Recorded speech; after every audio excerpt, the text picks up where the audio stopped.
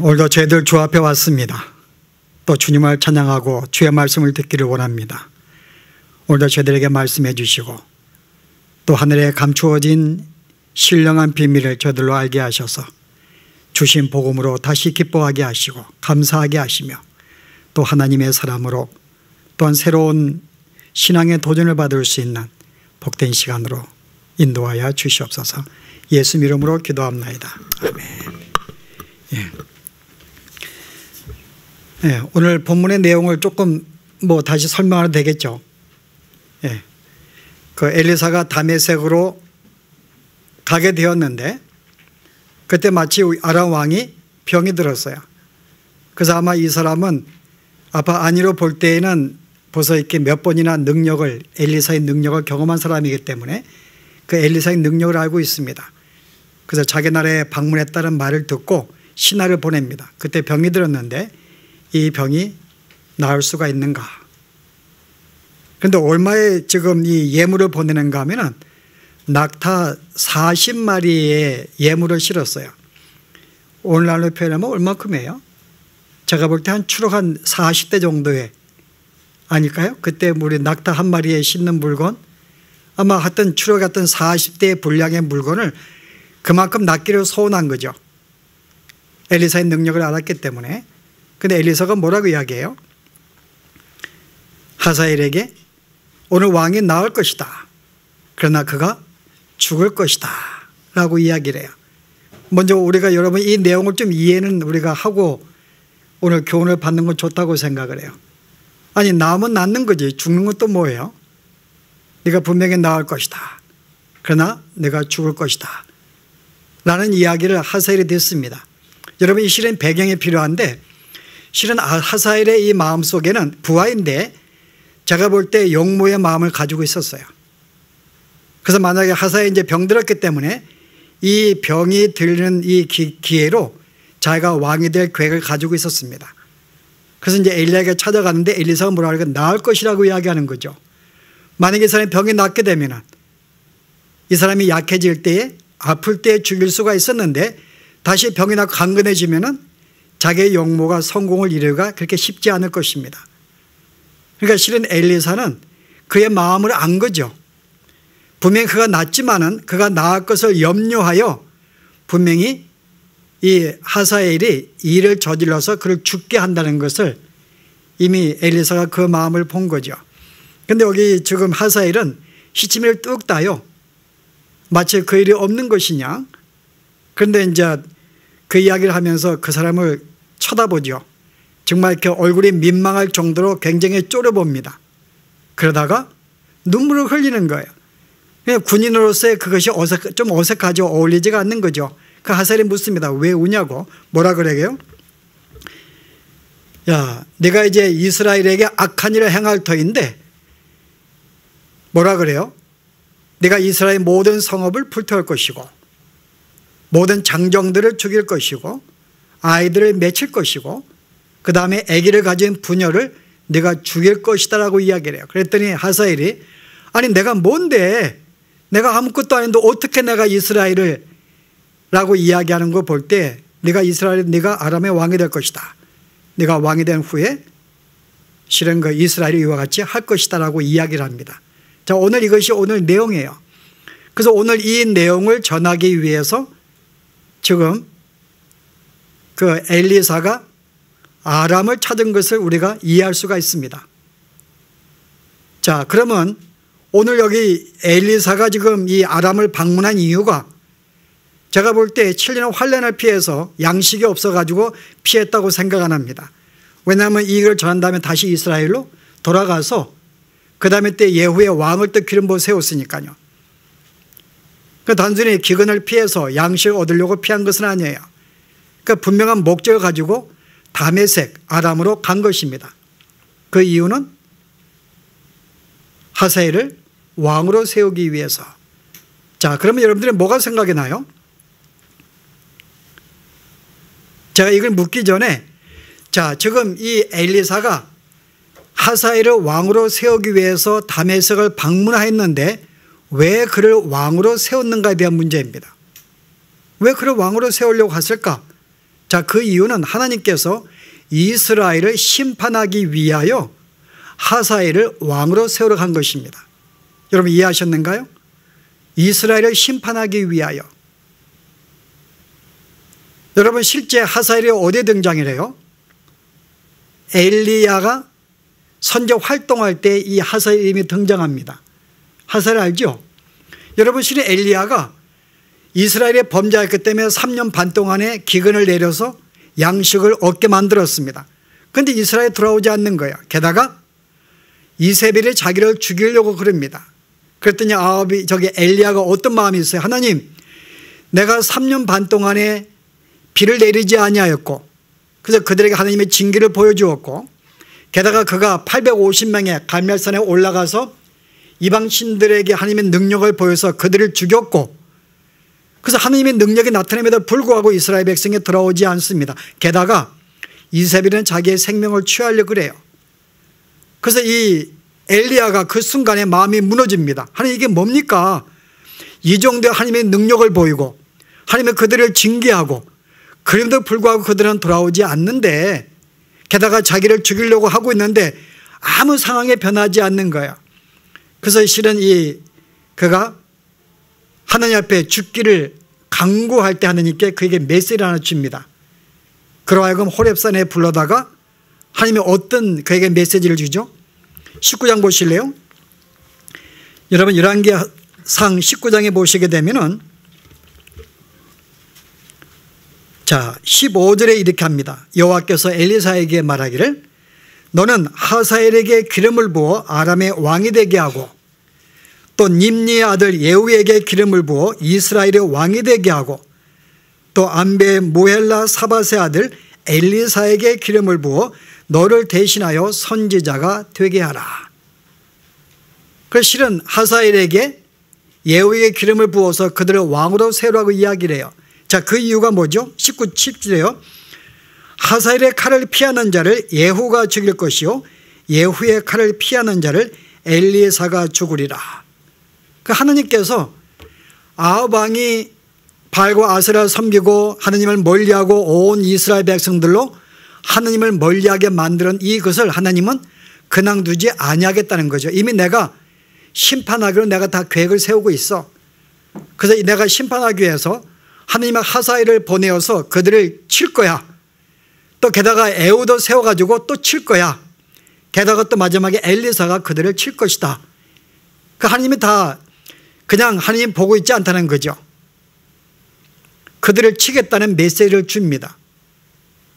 여러분 그런데 하사엘은 어떤 사람이에요? 지금 하사엘은 엘리사 시대에 왕으로 세움받은 사람이었어요. 엘리야가 아닙니다.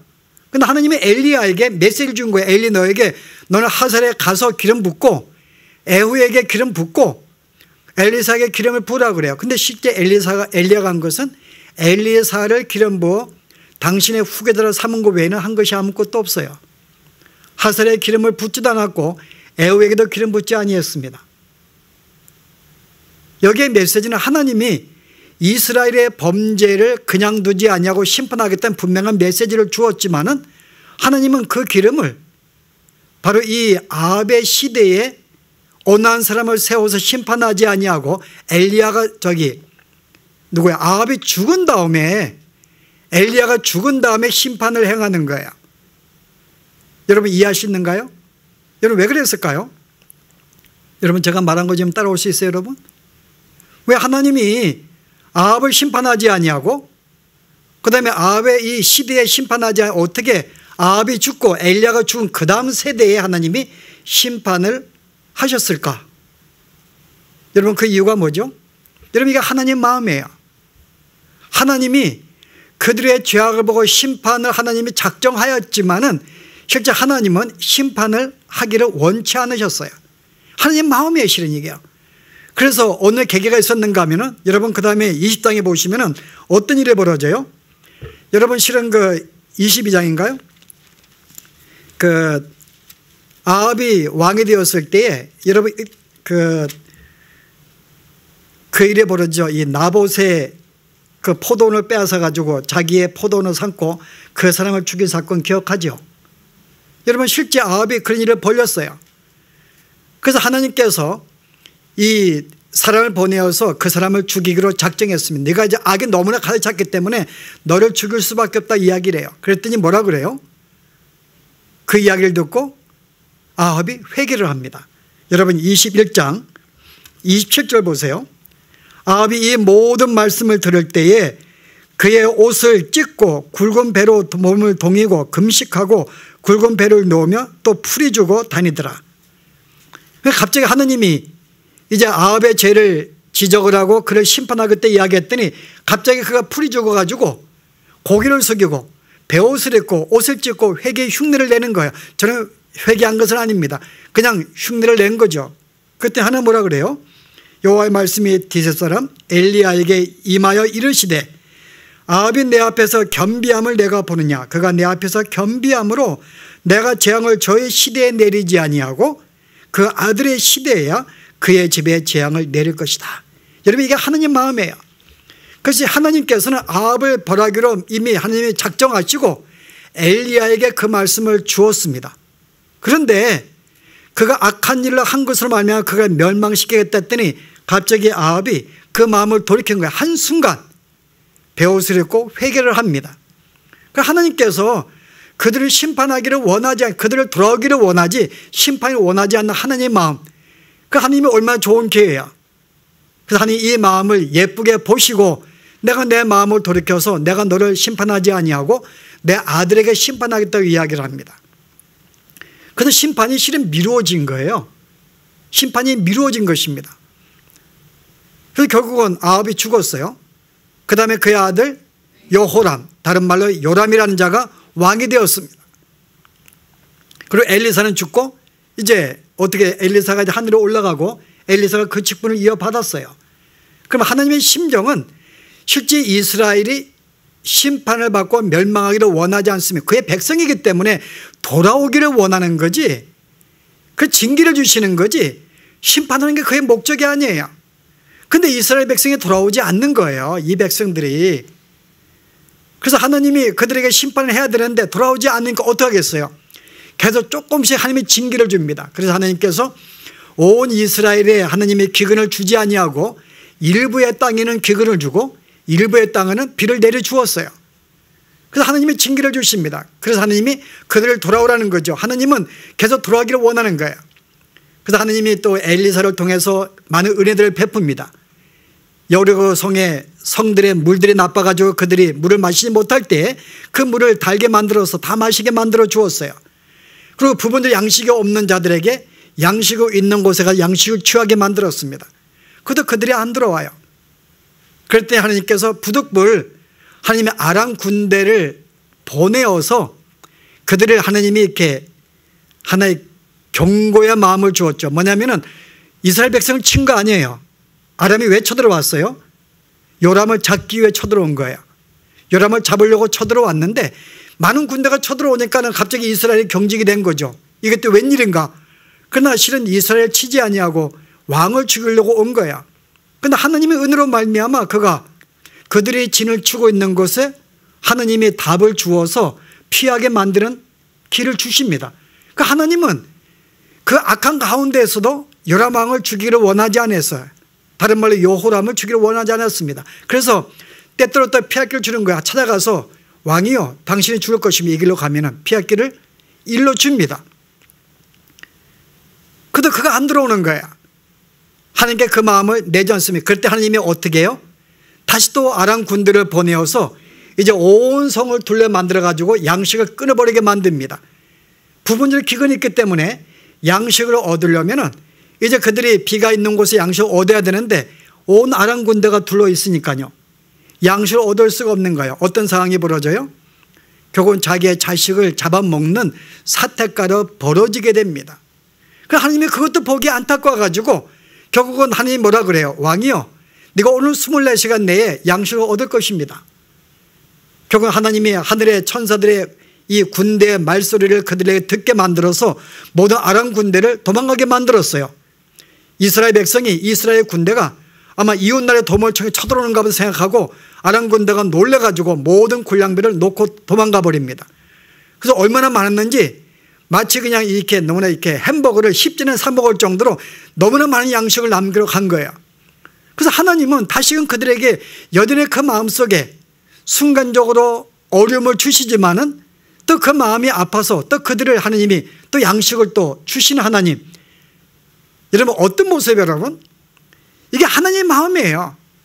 하나님은 그의 백성들이 믿음 가운데 하나님의 백성 살기를 원하는데 백성들이 돌아오지 않으니까는 부득불 하나님이 비를 내리지 않고 부분적으로 군대를 보내어서 어떤 경고를 주시고 또 그것도 돌아오지 않으니까 하나님이 이제는 군사를 쌓아가지고 양식을 끊어서 결국은 심지어 자식을 사먹게 하는 어려움까지 살게 만들었던 것. 그러나 그럼에도 불구하고 하나님이 양식을 주시는 하나님. 여러분 이게 하나님의 심정입니다. 우리 하나님은 우리의 마음에서 우리가 이 땅에서 평안 가운데 살기를 원하세요. 주의 백성으로 아름다운 삶을 살기를 원하세요. 그런데 한 가지의 마음은 이 백성이 당신의 백성의 삶을 살지 못하기 때문에 부득불 그들을 여러 가지의 모양으로 계속 치시는 거예요. 그것도 많이 치면 아플까 봐 심하게 치지 못하고 그도 그마들이 살 만큼 징계 정도를 받을 교훈을 받을 만큼 하나님이 그들을 건드리시는 거예요. 그도 안 들어오니까는 오늘 본문의 내용이 그겁니다. 하나님이 이제는 더 이상 하나님이 그들을 그렇게 할 수 없는 더 이상 이 방법은 안 되겠다. 이 방법으로는 그래서 하나님 어떻게 해요? 되도해지는 하사엘을 세우는 거예요. 근데 하사엘 세우기 전에 어떤 일이 벌어져요? 7년 환란을 7년의 기간을 그들에게 줍니다. 7년 기간. 이제는 하나님께서 마지막 방법으로 7년 기간을 통해서 혹시 그들이 돌아오지 아니할까요? 그들을 하나님께서 7년 기간을 주었는데요. 여러분 그들이 돌아왔을까요? 양식 없어요. 7년이면 굉장히 큰 환란입니다. 근데 그들이 돌아오지 않아요. 7년 환란을 만나도. 하나님은 그걸 아시고 그 부득불 그 7년 환란을 가오는 그 사이에 다메섹에 찾아가서 하사엘을 기름을 붓습니다. 그리고 그에게 하나님의 심판의 도구로 그를 세우는 거예요. 그가 왕을 세울 때에 그가 어떤 상황을 벌어진 걸 알고 있었어요. 이스라엘 완전히 죽임을 당하거든요. 그거 알고서 왕을 세우는 거예요. 그런데 하나님께서는 이 왕을 세웠지만 이 왕이 즉시 군대를 모아 이스라엘 쳐들어가지 않습니다. 얼마를 기다려요? 7년 환란을 하나님이 주시면서 혹시나 그들이 돌아오지 않냐할까 기다려 주십니다. 7년 동안에. 여러분 실제 이 엘리사가 이 다메섹을 찾아가서 왕으로 부을 때가 언젠가 하면은 요람 5년이에요. 여러분 그 다음에 성경에 보시면은 29절에 이스라엘의 왕과 유다의 그거 아니고 네 16절에요. 이스라엘 왕 아합의 아들 요람이 제5년에 여러분 이 일이 바로 기름 부을 때가 5년입니다. 그런데 언제 하사엘에 쳐들어왔는가 하면 25절 보세요. 이스라엘 왕 아합의 아들 요람 제12년에 7년 후에 쳐들어온 거예요. 그 하나님이 그들에게 부득불 기근을 주셔서 삶의 어려움과 양식 끊게 만들어 주었습니다. 혹시나 그들이 돌아오지 않냐할까, 정말 믿음을 찾지 않냐할까, 하나님을 의지하지 않냐할까 라고 생각을 하고 7일 동안 기근을 주었는데요. 얼마나 사람이 악했는가 하면 여전히 하나님께 돌아오지 않는 거예요. 그래서 하나님이 이 하사엘의 왕으로 세운 다음에 기다려 주십니다. 기근이 끝날 즈음에도 그들이 7년 동안에 안 들어오니까는 부득불 이들을 보내어서 이스라엘을 치기 시작한 것입니다. 그런데 그들이 돌아왔을까요 여러분? 안 들어와요. 하사엘이 쳐들어왔는데요. 여기에 지금 요람 왕이 싸웁니다. 그와 함께 싸워요. 싸우는데 안 들어오는 거예요. 그래서 하나님이 싸우는 중에 그가 다치게 만듭니다. 그래서 그 다시 이스라엘에 돌아와요. 그런데 그가 마음을 돌이켜 하나님을 의지하지 않습니다. 그때 하나님께서는 더 이상 마지막 방법이 뭐예요? 엘리사가 자기의 제자 중 한 명을 이제 보내어서 이제 이 이스라엘의 왕을 대신하여 그 다음 왕이 될 예후를 기름 부으라고 명함. 이게 그 다음에 19장에 나와요. 그 결국은 이제 엘리사의 제자가 가서 예후가 그 당시는 지금 하사엘에 쳐들어왔기 때문에 지금 전쟁 중에 있습니다. 전쟁 중에 있는데 하나의 엘리사의 제자가 찾아와서 그 예후를 방문하는 거예요. 잠깐 나를 봅시다. 그러니까 메시지를 주는 거예요. 실제 하나님께서 이 아합 왕의 심판을 명하셨는데 그가 회개하여서 그 심판을 미루었지만은 여전히 그가 돌아오지 아니하며 하나님이 드디어 심판의 칼을 가셨습니다. 그래서 당신을 왕을 세워서 이제 아합의 모든 집안을 치기를 원합니다. 이 메시지를 분명하게 전해요. 여러분 19장 보실래요? 9장에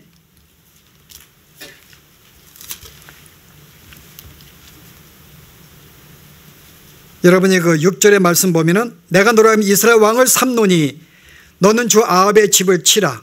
내가 종 곧 선지자의 피와 여호와의 종들의 피를 이세벨에게 갚아주리라. 아합은 죽었지만 이세벨은 살고 있었고 여전히 요람 왕은 있었기 때문에 내가 그들의 피를 받겠다는 거죠. 아합의 온 집이 멸망하리니 이스라엘 중에 매인자나 노인자나 아합에게 속한 모든 남자가 다 멸절하되 아합의 집을 느바세 아들 여로보암의 집과 같게 하며 또 아야의 아들 바사의 집과 같게 할지라. 이스라엘 지방에서 개들이 이스벨을 먹으리니. 그래서 에후로 하여금 왕을 세우는데 무슨 말인가 하면은 지금 하사엘이 쳐들어와서 온 이스라엘 백성들의 죄악을 돌아오지 않기 때문에 그들의 모든 장정들과 아기를 벤 부녀들과 모든 아이를 맺히고 성을 불태웁니다. 그래도 그의 왕이 요람 왕이 마음을 돌이키지 않는 거예요. 그랬더니 결국은 하나님이 이제 그를 대신하여 그 당시에 이스라엘 군대 장관 에후를 세워서 이제 왕족을 죽이는, 그들의 모든 왕족을 죽이는 것입니다. 그래서 에후가 왕이 되어서 왕족을 죽여요. 그런데 그때 전쟁 중에 이 다쳤다는 말을 듣고 남쪽에 누가요? 아시아 왕이 병문안 와요. 그 당시에. 그때 에후가 쳐들어와 가지고 바로 이 요람을 쳐 죽여버리고요. 아시아가 도망가요. 근데 여러분 아시아 알지요? 여호사밧이 자기의 며느리 아달랴를 잘못 며느리 삼아가지고 그의 3대가 암의 길을 쫓았어요. 그 요람이나 그의 아들 아시아가 여러분 계속 왕을 섬깁니다. 그 아시아가 방문했거든요. 그랬더니 하나님께서 예후를 세운 목적은 북쪽의 이스라엘 왕들도 왕족을 칠 뿐만 아니라 그 당시에 남쪽도 악했기 때문에 남쪽의 모든 왕족도 죽이라고 하나님이 그를 왕으로 세우신 거예요.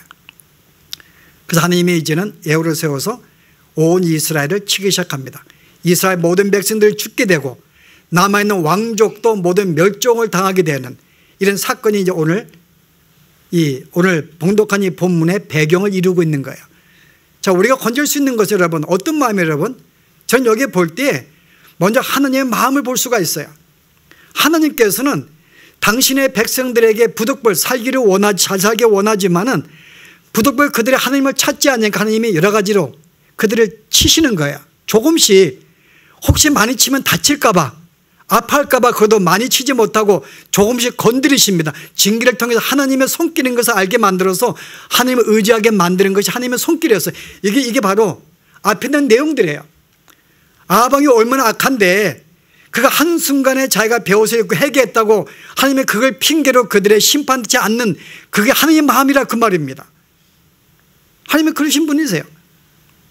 근데 그들이 하나님이 군대를 보내기도 하고 군주에게 만들기도 하고 비를 군대에 보내지 아니에도 불구하고 이스라엘 백성에 돌아오지 않는 것, 이런 가운데서 하나님께서는 당신의 최선을 다하여 우리를 대하시는 하나님의 그 모습을 우리가 여러분 보아야 됩니다. 하나님 우리가 최선을 다하고 있는 거예요.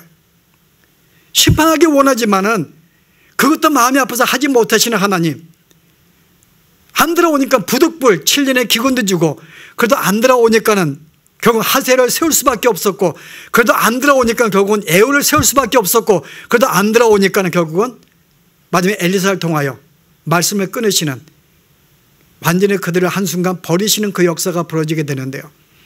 우리 하나님께서는 그동안에 12년의 역사를 볼 때 정말 계속 기다리고 참으시고 돌아가기 원하시고 많은 방법들로 하여금 우리의 마음을 돌이키기를 원했지만은 이스라엘 백성들은 어떻게 했는가요?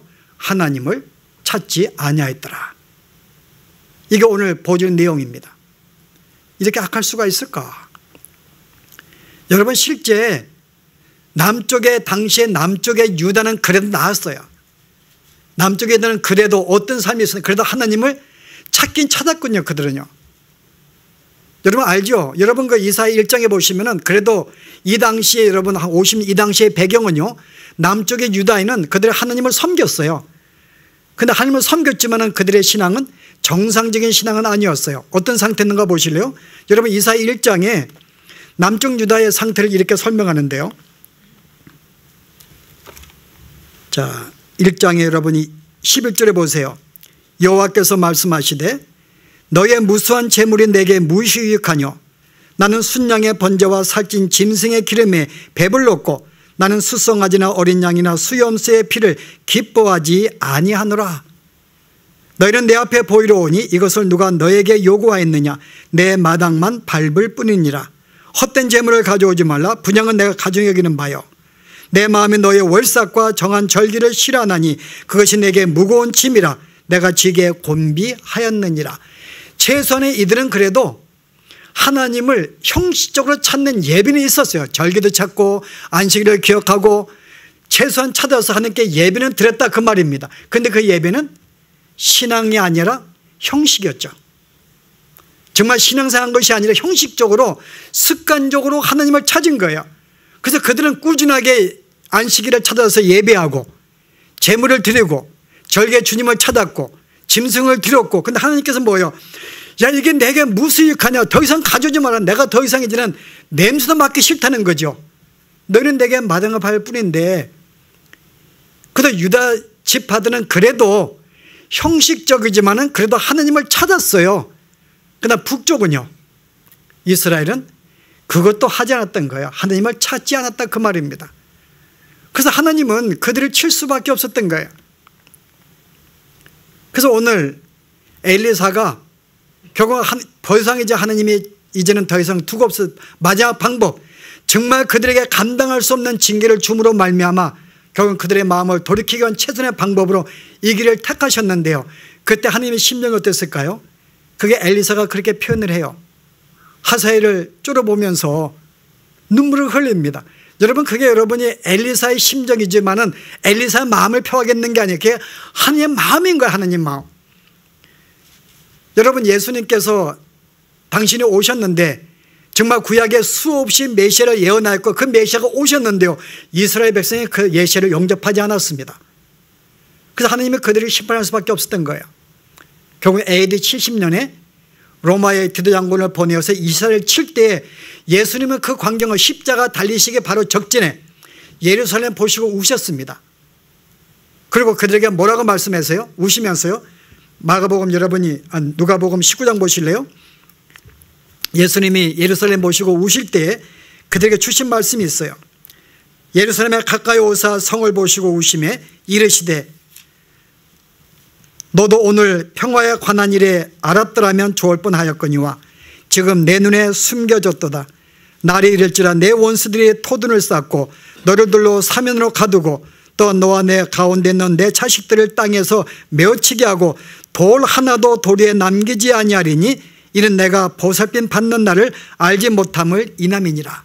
메시아가 와서 그들의 국리를 베풀기를 원하였지만 그것을 알지 못하였기 때문에 돌 위에 돌에 남기지 아니하는, 결국은 디도 로마가 쳐들어와서 예루살렘 모든 성에 돌에 남기지 아니하고 다 그들을 멸해버리고 이스라엘 백성을 멸망시켜버립니다. 메시아가 왔지만은 멸망하지 그들은 영접하지 아니했어요. 그래서 하나님이 70년까지 기다렸습니다. 30년간. 그래도 그들이 패역한 거예요. 그래서 하나님이 결국 치십니다. 그리고 명하기를 온 이스라엘 백성 하여금 어느 누구 한 명도 유대 땅에 살지 못하게 명하게 합니다. 그래서 그때부터 유대인들은 디아스포라, 1945년 그들의 땅이 다시 살 때까지 2000년간 그들은 예루살렘에 살지 못했어요. 메시아가 왔지만은, 은혜를 베풀려고 왔지만은 그들의 마음을 돌이키지 않고 그 메시아를 영접하지 아니한 결과로 그때 주님은 그것을 보시고서 때요, 당연하다고 생각 안 했습니다. 그도 그들의 눈이 어두워서 그걸 보지 못하는 그 백성들의 마음을 보시고 우셨다 그 말이, 이게 하나님의 심령인 거예요. 그래서 하나님께서는 여러분이 시편의 147편 8절에 이래요. 하나님은 은혜로우시며 국률이 많으시며 노하기를 더디하시며 인자하심이 크시도다. 그는 은혜가 크고 긍휼이 많으신데 노하기를 더디하시는 거예요. 이게 하나님의 심정이에요. 정말 우리로 하여금 바르게 하나님 백성다운 삶을 살기를 원하는데 그가 내 마음을 안 주고 있으니까는 여러 가지 모양으로 그에게 조금씩 그도 살 만큼 하나님이 내버려 두시면서 그들에게 채찍질 하시는데 이거 가지고는 안 되는 거예요. 인간이 얼마나 악하면요. 정말 완전히 사람을 반 죽여놔야지 돌아올까? 웬만히 쳐가지고는 웬만히 뭐 사업이 안 돼가지고는 뭐 오늘 요즘엔 불경기라 손님이 없는가 보다 생각을 하지 이게 하나님 나에게 주신 일로 생각을 못 하는 거예요. 조금 병이 들면은 조금 이 정도는 내가 뭐 그냥 건강 관리 못해서 아픈가? 그 약을 먹고 의사를 찾아가면 낫는 정도로 생각하거든요. 하나님 나에게 주신 걸 생각을 못 하는 거예요. 그래서 우리에게 당하는 일들이 하나님이 내가 살 만큼 건드리니까는 이게 내가 살만하니까는 하나님을 찾지 아니해서 그런가 한번 생각해 보았어요. 우리 얼마나 제가 주님께 돌아올까. 물론 제가 여러분들이 주님을 찾지 않는다고 제가 지금 말하고 있는 게 아닙니다. 제가 볼 때 그래도 저희 교인들은 다른 교인들에 비해서는 그래도 하나님을 찾는 자들이 많아요. 그들께 신방 가고 만나보면 그도 뭔가 날마다 주 앞에 무릎 꿇고 주님을 찾고 그도 섬기고 봉사한 삶이 있기 때문에 저는 제 마음속에 때로는 감동도 있고 마음에 그 어떤 기쁜 마음도 있고 저는 그런 마음을 갖고 있습니다. 그러나 오늘 이 말씀 앞에 다시 한번 우리가 우리의 삶을 돌아보건대 정말 우리가 다시금 정말 우리가 그런 삶을 살고 있을까? 저는 하나님께서 우리로 하여금 아름다운 삶을 살기를 원하지만은 우리는 지금까지 살면서 우리가 모든 삶의 순간마다 하나님이 조금 더 우리에게 보다 말씀 가운데 살기를 원하여 우리의 삶을 치시는데 과연 우리가 얼마나 거기에 귀를 기울였을까? 한번 생각을 해보았는데요. 저는 그래도 북쪽 이스라엘 백성들이 볼 때는 남쪽에 볼 때는 남쪽 유다 땅에 볼 때는 북쪽이 그렇게 멸망을 당연하게 봤을 거예요. 여러분 당연하다. 어떻게 저렇게 하나님을 찾지 않냐 할까. 남쪽 이스라엘 백성들이 볼 때는 당연하게 보았겠죠. 드디어 하나님의 칼을 갈았구나. 그런데 과연 그렇다고 남쪽도 그들은 합당하다가 보지 못하지. 하나님께 합당해. 남쪽도 너희가 형식만 내고 있으니까는 쉬운 말로 이야기하면은 면회하는 정도로 나를 찾지 말라 그 말입니다. 우리가 하나님을 찾는데 면회할 정도로 그냥 주일 한번 생각나면 주일 한번 가는 거예요. 여러분 우리의 신앙생활은 정말 신앙생활은 믿는 자는 믿는 자의 모습을 갖추는 게 옳은 것입니다. 우리는 믿는 자는 믿는 자의 모습을 보이는 게 옳은 거예요. 그런데 믿는 자의 흉내만 된다는 것 이거 아니라 그 말입니다. 예수 믿는 것도 아니고 안 믿는 것도 아니고 주일에 한 번 오는 것 그나마 아는 것 북쪽 이스라엘에 비해서는 나은 거죠. 안식일을 계속 한 번 오는 것도 나은 것입니다. 그러나 그것이 형식이라는 거죠. 주님 보시기에는 그것도 형식인데 정말 내가 마음으로 날 찾아? 여러분 당대에 여러분 이스라엘 백성들은 어떻게 주님을 섬겼는가? 아니 여러분 초대교회 이스라엘 백성들 아시는가요? 하나님을 어떻게 섬겼는지에 대한 우리에게 어떤 이 모험적인 우리가 샘플을 제시하는데요. 한번 보실래요? 사도행전에 여러분 2장에 보시면요. 그들이 사도의 가르침을 받아 서로 교제하며 떡을 떼며 2장 42절에 오로지 기도하기를 힘쓰니라. 보세요. 믿는 사람이 다 함께해서 모든 물건을 서로 통용하고 또 재산과 소유를 팔아 각 사람의 필요를 따라 나눠주며 46절에 날마다 마음을 같이하여 성전에 모이기를 힘쓰고 집에서 떡을 떼며 기쁨과 순전한 마음으로 음식을 먹고 하느님을 찬미하며 또 이 백성의 칭송을 받으니 주께서 구원받는 사람을 날마다 더하게 하시니라. 여러분 초대교회는 날마다 모여서 어떻게 해요? 날마다 그들이 성전에 모여서 사도의 가르침을 받았고 말씀 배우니 전념하였고요. 그 다음에요. 저들이 집에 또 모여가지고 저들이 기도하고 교제하기를 힘을 썼고 떡을 뗀다는 말은 그 당시에 예배를 말합니다. 떡을 떼는 것은 당연히 떡을 떼는 게 아니라 당시의 예배 형식의 떡을 떼는 것이 주의 만찬의 예배예요. 저들이 모일 때마다 가정에서 예배도 드렸고 교제하였고 저들은 기도하였고 저들의 재산을 나누어서 함께 소유를 필요한 데 나눠주고 섬김과 봉사가 있었고 그 다음 뭐라 그래요? 하나님을 찬미하는.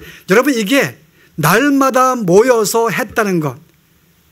물론 우리가 현대시대에는 그렇게 살다가 우리는 굶어 죽죠. 그렇게 생각을 해요. 굶어 죽을 것이다. 여러분 과연 그럴까요? 여러분 과연 그럼 초대교회는 삶이 없었는가요? 그들은 그 당시에 직장이 없었을까 여러분? 직장이 있었죠. 그래도 먹고 살기 오늘 똑같이 여러분 직장 가서 일을 해야지 먹고 살기 아니에요 여러분.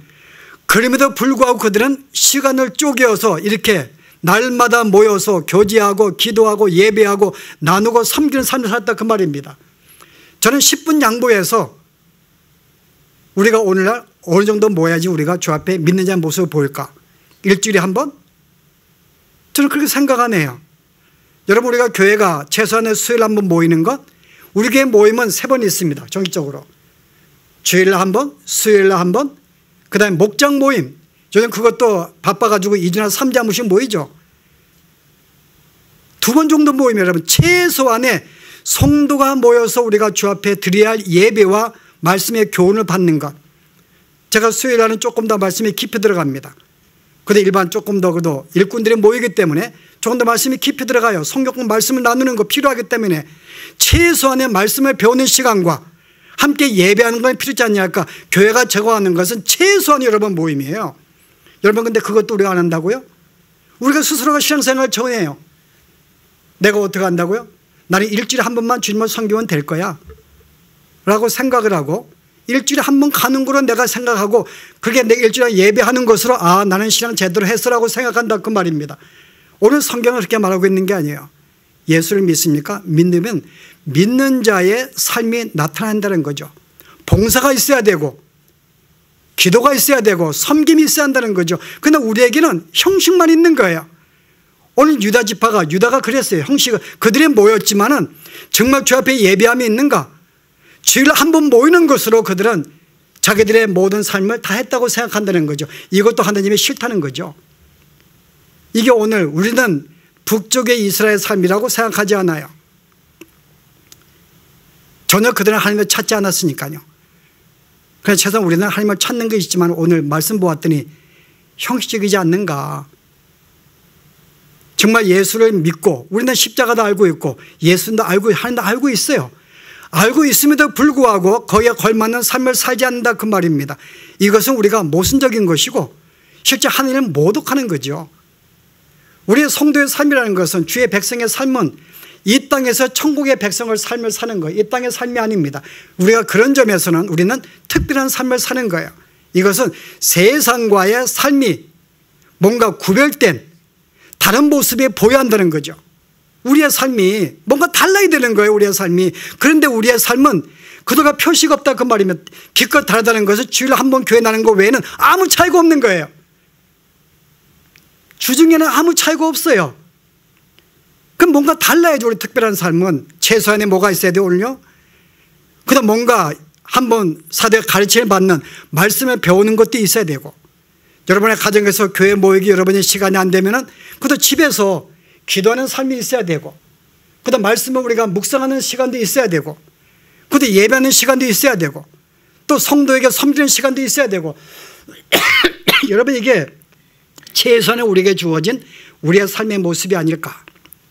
하나님께서 이거 우리에게 원하시는 거예요. 그런데 우리가 그런 삶을 안 살기 때문에 계속 우리가 부분적으로 계속 우리에게 계속 채찍을 하는 거예요. 징계하시는 것입니다. 사업도 건드려보고 몸도 건드려보고 자식도 건드려보고 건드려보는데 여전히 우리는 끄떡 안고 우리의 마음을 전심으로 하나님을 안 찾는 거예요. 그런데 하나님께서 이제는 마지막에 궁극적으로 드디어 7년 환란이 끝나서 그것도 안 들어왔더니 결국은 온 사람들을 죽이고 이제는 모든 왕들을 죽이는 이제 이와 같은 상황을 맞이한 것.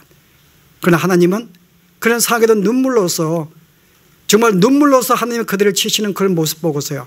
이게 하나님의 마음이구나. 그럼 우리가 어떻게 살 것인가?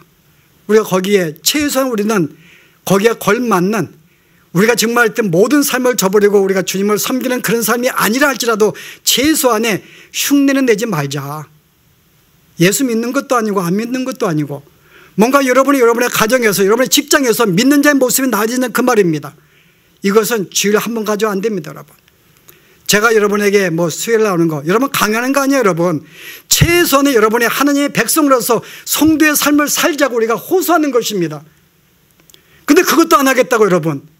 주일에 한 번 나와서 하는 거 내가 성도를 다 했다고 여러분 하겠다고 여러분 그래가지고 여러분 이것은 스스로 우리가 하나님의 징계를 자처하는 것이고, 뭐 징계가 우리가 무서운 게 아니에요 여러분. 저는 성도의 삶을 살지 못하는 게 끔찍하고 이게 우리가 마음이 아픈 거죠. 저는 우리가 이 말세에 정말 많은 사람들이 정말 이렇게 믿는 자의 모습을 아니고 살지 않는 거 마음이 아프지만요, 저는 최소한 우리 교회 성도들만은 정말 우리가 마지막 말세 때 그래도 주의 백성의 모습을 가지고 살면 좋겠다.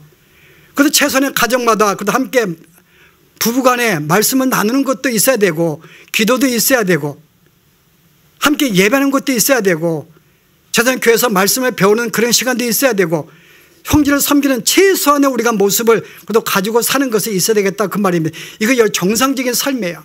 초대교회 같이 날마다 모이지 못한다 할지라도, 마치 우리가 잠을 잘 때 어떤 신랑은 이부자리 펴놓으면 쏙 들어갔다가 아침에 쏙 나온다 그래요. 뭐예요? 고드라 그러더라고요.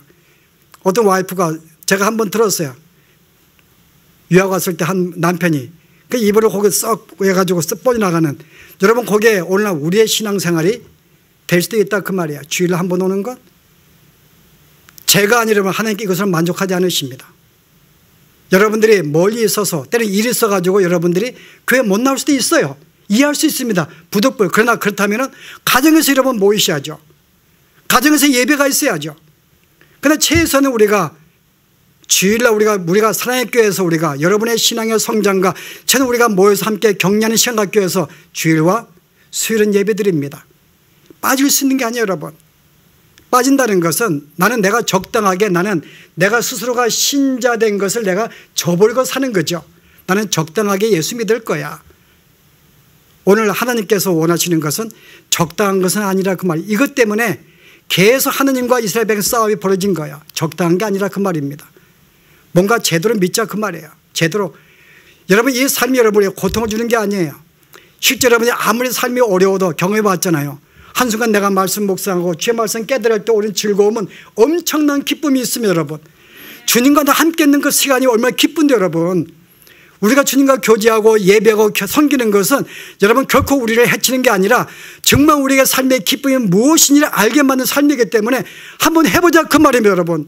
할 때 우리가 정말 우리가 성도의 삶이 무엇인지, 기쁨이 무엇인지, 바로 이것이 주께서 원하는 삶인 줄 알고 다시 오늘 주신 말씀을 통해 더 이상 주의 말씀을 아프게 하고 징계를 자처하는 것이 아니라 정말 우리가 이를 당하기 전에 정말 이렇게 바르게 마지막 때에 정말 예수 믿는 자의 모습을 갖고 살자. 구별된 삶을 살자. 다시 한번 마음에 각오하시고 섬기면 좋겠습니다. 기도하십시다. 은혜로우신 하나님, 참으로 이스라엘 백성들의 범죄하는 가운데에서도 하나님은 그들을 치기가 마음이 아파워서 참으로 악한 왕 아합이 흉내를 내는 회개의 마음을, 그 모습을 보았음에도 불구하고 그를 긍휼히 여기고 심판을 주지 않으며 그 다음 세대에 넘겼던 하나님의 그 심정, 부분적으로 이스라엘 백성들에게 부분적으로 비도 내리지 아니하고 그들을 굶주리기도 하고 여러 가지의 전쟁의 어려움도 주었지만은 여전히 그들의 전심으로 하나님을 찾지 않는 그들의 모습 보고서 결국은 7년의 기간과 온 백성을 죽이는 심판으로 그들에 다가왔을 때 그것도 눈물로 행하시는 하나님의 심정, 오늘 주님의 이 은혜가 이 사랑이 저에게 있건만 여전히 오늘 저희들이 과연 주 앞에 어떤 삶을 살고 있는지 주님, 그러지 못함을 주 앞에 고백합니다. 저희들을 긍휼히 여겨 주시옵소서. 여전히 우리가 어려움을 당할 때에 그게 하나님의 징계의 소임에도 불구하고 우리의 마음을 하나님을 찾지 않냐고 우리의 마음을 돌이키지 않았던 이 삶이 아버지 하나님, 이제는 그 마음을 돌이키게 하시고 주님을 찾게 하시며 주님을 의지하며 주님과의 동행하는 삶 가운데에서 이 땅을 살아가게 하시고 이로 말미암아 저희들이 이 땅에서 정말 평강의 삶, 참된 안정의 삶, 참된 풍성한 삶을 살아갈 수 있는 온 성도가 될 수 있도록 우리 하나님 축복하여 주시옵소서. 예수 이름으로 기도합나이다.